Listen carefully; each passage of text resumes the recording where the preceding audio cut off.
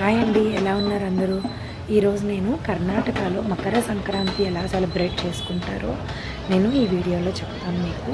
So Makar Sankranti రోజున నార్మల్గా morning టైంలో పూజ చేసుకొని నార్మల్గా చేసుకుంటారు కదా. సో అలాగే ఇక్కడ కూడా చేసుకుంటారండి.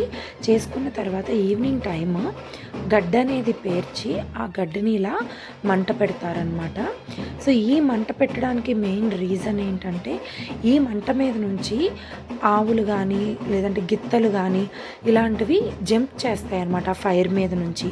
ఇలా జంప్ చేయటం వల్ల ఆవులు ఏవైతే ఉన్నాయో వాటికి ఎటువంటి అనారోగ్యంతో ఉన్నా కూడా అది తొలగిపోతుంది అనేది ఒక ఆచారం, నమ్మకం అన్నమాట. సో ఈ ఆచారాన్ని, నమ్మకాన్ని ఎప్పటి నుంచో పూర్వీకుల నుంచి కూడా వీళ్ళు ఫాలో అవుతున్నారు. సో ఇలా చేయటం వల్ల ఆరోగ్యంగా ఉంటాయి అనేది ఒక గట్టి నమ్మకం అన్నమాట. అందువల్ల ఇలా మంటను అనేది పేర్చి మంట పెడతారనమాట. ఈ మంట మీద నుంచి ఇప్పుడు మనకి గిత్తలు అనేది ఆ ఫైర్ మీద నుంచి జంప్ చేస్తాయి. చూడండి, ఈ వీడియోలో మీకు కనిపిస్తుంది, చూసారు కదా. ఇలా జంప్ చేసినప్పుడు వాటికి ఎటువంటి హాని కూడా కలగదని చెప్తున్నారు ఇక్కడ.